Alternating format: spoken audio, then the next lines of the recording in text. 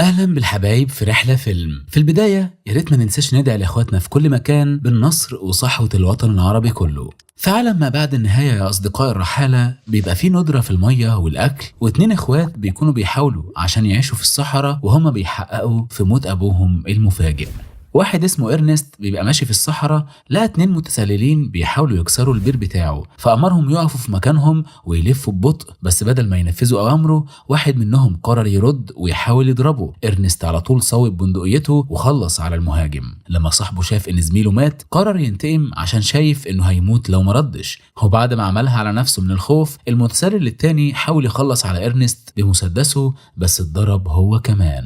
الراجل بعدها راح يقابل ابنه وفتحوا سوا القفل علشان يدخلوا البير. هنا إرنست اكتشف ان الخزان فاضي، فاضطروا يرجعوا البيت من غير ميه. وهم راجعين وقفوا يتكلموا مع كام تاجر ويبيعوا لهم شويه منتجات. بعد ما خلصوا الصفقه مع الرجاله دول، إرنست وابنه كملوا طريقهم للمزرعه. في الطريق الحمار اللي كان معاهم طول الرحله اتصاب وما قدرش يكمل السكه، فإرنست قرر يريحه من عذابه وضربه في دماغه بالرصاص، وده عشان عارف ان ده احسن ما يسيبه يتعذب في الصحراء. جيروم ابنه اتصدم جامد علشان كان متعلق بالحيوان ده، بس عارف انه مفيش حل تاني احسن من كده. بعد ساعات الاتنين وصلوا البيت ولقوا ماري، وهي بنت إرنست الكبيرة واللي بتهتم بالبيت لما ابوها واخوها بيطلعوا يشتغلوا. وعشان مش سهل تجيب مؤن من الصحراء، ماري قررت تسيب البيت في نص الليل وتقابل حبيبها، في حين ابوها مشغول بيسمع الراديو. الصبح إرنست راح سوق المزاد علشان يشتري ماكينة تقدر تشيل حمولة كبيرة، لأن العربية دي هتسهل شغله. وبعد ما صرف كل فلوسه تقريبا على الروبوت ده، إرنست خد جيرام يزوروا أمه في المستشفى،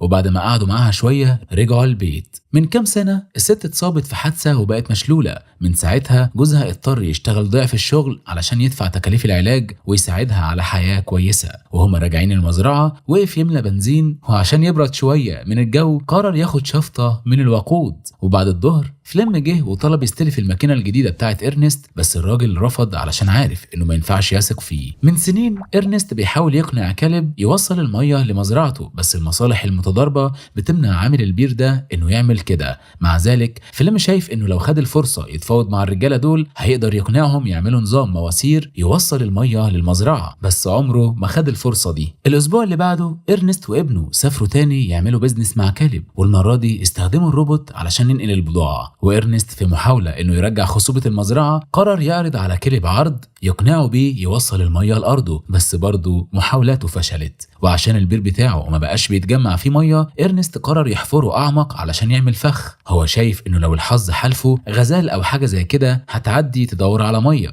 وساعتها الحيوان هيدوس على البلاستيك ويقع في الفخ. جيروم بعد ما ساعد ابوه انه يطلع من الحفرة بدأ خناقة معاه علشان عايز يتمرن على حركاته. ومع انه لسه مراهق، الواد حاسس بالمسؤولية الكبيرة اللي على كتافه، وعارف انه لازم يبقى راجل قوي زي ابوه، لانه من ساعة ما اتولد وجيروم عايش في بيئة عدائية، بس قلبه لسه طيب لدرجة انه مش قادر يأذي حد. إرنست أثناء الكلام مع ابنه قال إنه في رحلة من رحلاته قابل بنت حلوة ودانها مدلدلة وشايف إنها هتبقى عروسة مناسبة ليه، بس جيروم قال إنه مش فاضي يفكر في الجواز دلوقتي. وهم راجعين البيت إرنست شاف فيلم جاي من الناحية التانية على موتوسيكل، وعرف إنه كان خارج مع بنته. لما وصلت البيت الراجل أمر ماري ما تخرجش مع الواد ده تاني، والبنت قالت إنها هتسيب البيت قريب. موقف إرنست خلى مشاعر البنت اللي في فيلم تزيد وخلاها تبدأ تكره أبوها، فإرنست مصمم يحبس بنته جوه. خد قرار حاسم وسمر كل الشبابيك في البيت. الصبح جيروم اكتشف ان قفل الجراج اتكسر والمكنه اختفت. إرنست اتعصب وراح يكلم سام ابو الواد، واكتشف ان فليم مشي بعربيته من بدري بحجه انه بياخد مؤن للبير. لما سمع كده إرنست بدأ يشك ان ده هو المكان اللي الواد خد فيه المكنه،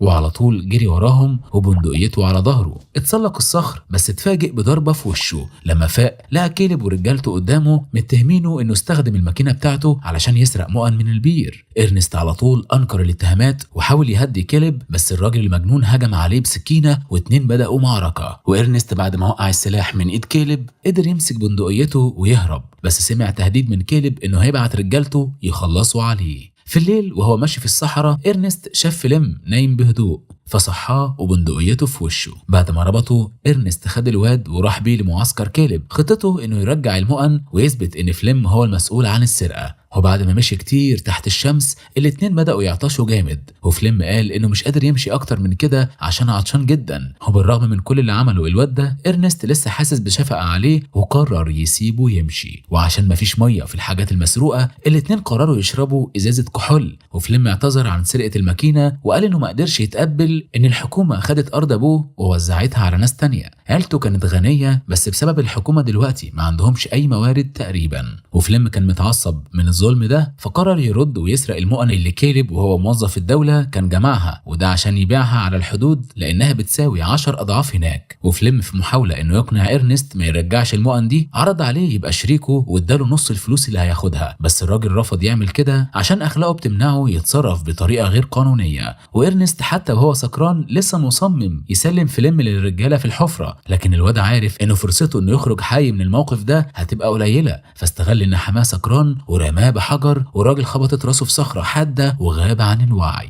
لما فاق لقى فليم بيحاول يغرقه بإزازة فودكا وبدأ يصرخ يطلب النجدة. خطة الواد إنه يخلي الموضوع يبان كأنه حادثة حصلت لإرنست عشان كان سكران وعشان محدش يقدر يتهمه بجريمة. بعد ساعات الواد ظهر علشان ياخد ماري، وهي كانت مبسوطة جدا إنها شافته، والبنت مصممة تهرب مع حبيبها جمعت حاجاتها وركبت الموتوسيكل قبل ما أبوها يظهر. وجيروم بعدها خرج يدور على أبوه. بعد ساعات من المشي الواد وصل البير ولقى كاليب، وهناك عرف إن أبوه اتعرض لحادث فظيع وما قدرش ينجو منه. اليوم اللي بعده دفنوا جثة إرنست، والإخوات راحوا يقولوا لأمهم الخبر. دي أول مرة من زمان ماري تزور أمها. كام يوم بعد العزا وفليم حاول يقنع جيروم يديله الماكينة عشان يقدر يكمل وياخد مؤن للبير، وعشان ماري حامل العيلة محتاجة فلوس أكتر من الأول، فجيروم وافق على طلب فليم. وهو بيعمل بيزنس مع كاليب ورجالته الواد استغل الفرصة عشان يحاول يقرب منهم، عشان كاليب بيشتغل مع الحكومة وفليم عارف إنه قادر يوصل المية لمزرعته، واستخدم موت إرنست عشان يبتزه، لأن محدش عارف مين المسؤول الحقيقي عن الجريمة. وعشان عنده أدلة إن كاليب وإرنست اتخانقوا الليلة اللي فاتت الواد هدده إنه هيبلغ السلطات،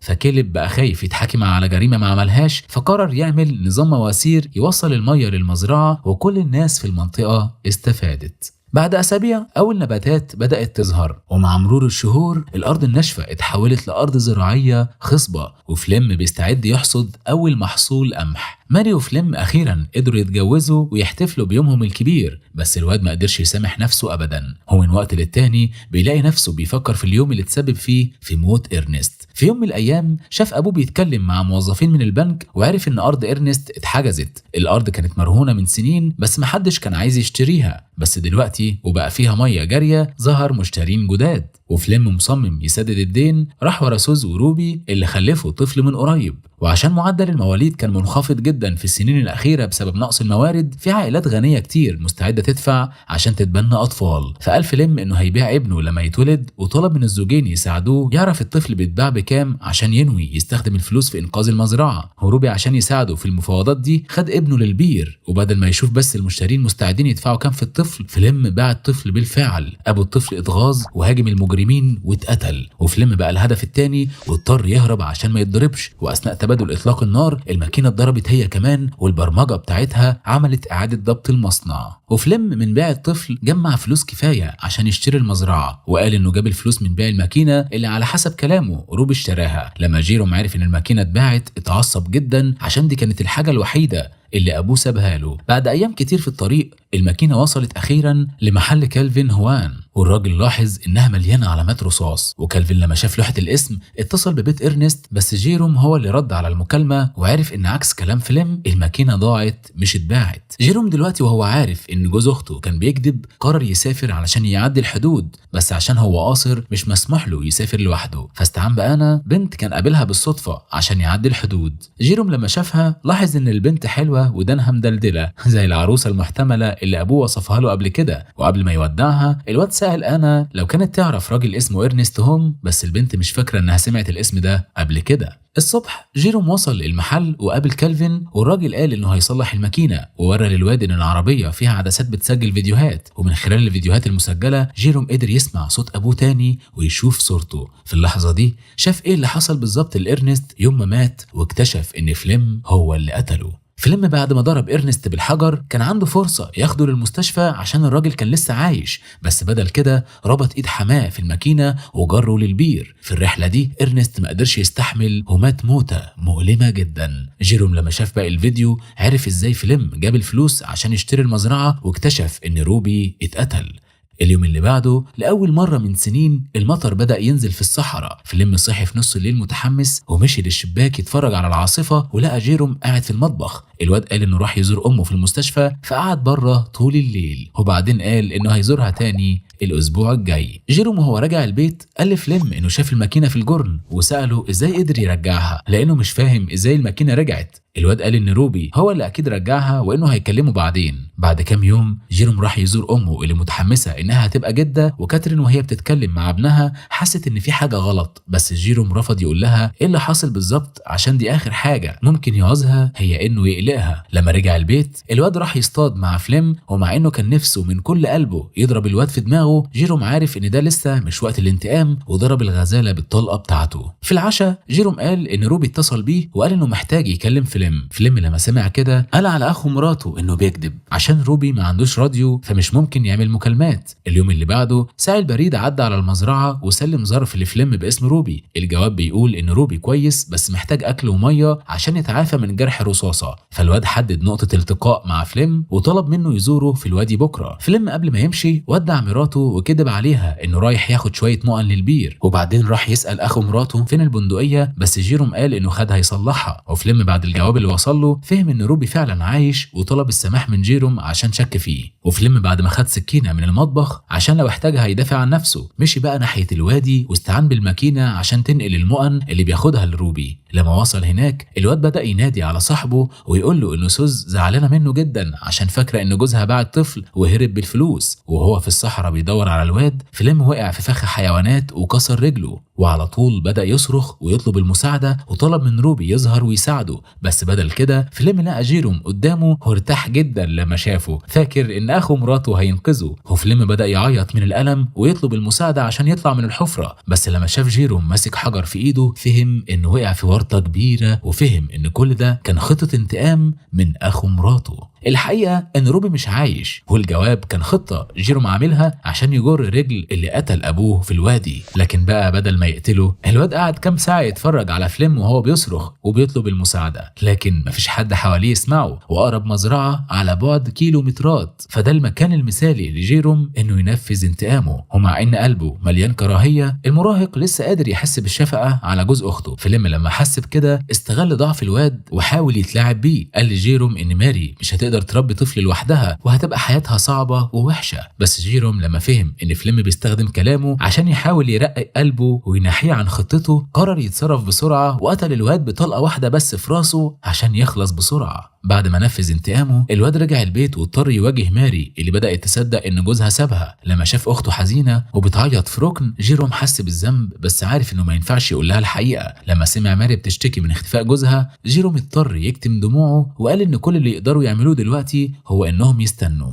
دلوقتي وهو عارف ايه اللي حصل بالظبط وقدر ينتقم لموت ابوه، جيروم مسح كل الصور اللي الكاميرا سجلتها عشان مش عايز اخته تعرف ان جوزها هو اللي كان مسؤول عن موت إرنست.